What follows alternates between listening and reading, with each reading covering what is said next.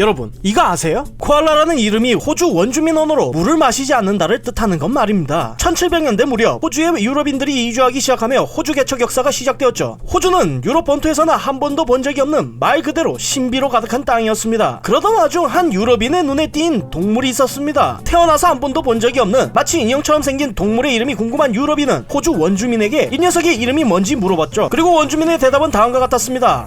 이후 이 유럽인은 자신이 발견한 이 동물의 이름을 코알라라고 다른 유럽인들에게 알렸고, 그렇게 지금도 우리에게 이 귀엽게 생긴 동물은 코알라라고 알려졌습니다. 하지만 사실 호주 원주민은 동물의 이름이 아니라 특징을 얘기한 것이었죠. 코알라라는 뜻은 이 동물은 물을 잘 마시지 않는다란 말이었습니다. 이처럼 코알라는 다른 동물과는 다르게 평소에 물을 찾아 마시지는 않습니다. 이유는 바로 코알라가 유일하게 먹을 수 있는 이 유칼립투스 나무에 있습니다. 코알라는 유칼립투스 잎만 먹고 사는 단식성 동물로서 조금 독특한 진화의 방법을 선택했습니다. 지금으로부터 3,500만 년 전만 해도 호주 대륙은 울창한 산림으로 뒤덮여 있었죠. 그러나 호주 대륙이 남극 대륙과 갈라지고 북쪽으로 이동하면서 기후는 순식간에 바뀌기 시작했습니다. 특히 남극 순환대륙가 형성되면서 남극의 대륙은 영구 동토의 땅으로, 호주 대륙은 사막화가 급속히 진행되었죠. 이런 환경 속에서 코알라는 다른 동물보다 빠르게 사막 기후에 적응하며 진화하기 시작했습니다. 사실 사막에서 물을 찾는 일은 결코 쉽지 않은 일이죠. 코알라는 물을 찾는 대신 수분이 많고 건조한 환경에서도 잘 자라는 유칼립투스의 잎에서 물을 섭취하게 되었죠. 하지만 이 유칼립투스 잎은 다량의 독과 휘발성의 기름을 뿜어내기 때문에 다른 동물은 먹기만 해도 사망할 수 있습니다. 그래서 코알라의 신체는 이 독을 분해하기 위해 유칼립투스 나무만을 위한 방식으로 진화해왔고, 최대한 쓸데없는 에너지 소모를 방지하기 위해 점점 더 천천히 행동하게 되었죠. 그리고 질기고 거친 유칼립투스 나무를 먹기 위해 큰 두개골을 가지게 되어 코알라의 얼굴은 우리가 봤을 때 아주 귀여운 모습으로 바뀌게 된 거죠. 그런데 최근 2000년대에 들어서 코알라가 물을 찾아 마시고 있다고 합니다. 왜 갑자기 이런 변화가 코알라에게 찾아온 걸까요? 이유는 바로 기후의 변화입니다. 최근 많은 나라에서 기후가 바뀌며 기온도 달라지고 비가 얼만큼 내리는지도 달라지고 있습니다.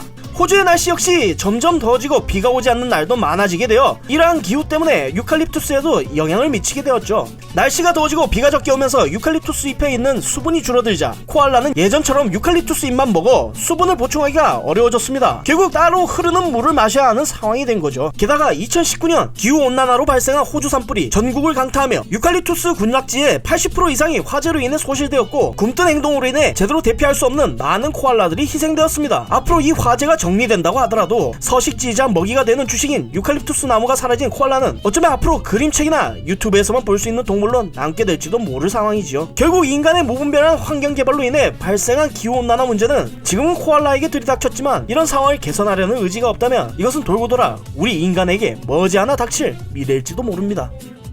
몰라도 상관없는 지식 몰상식, 다음 시간에 좀 더 재미난 이야기로 찾아뵙겠습니다. 감사합니다.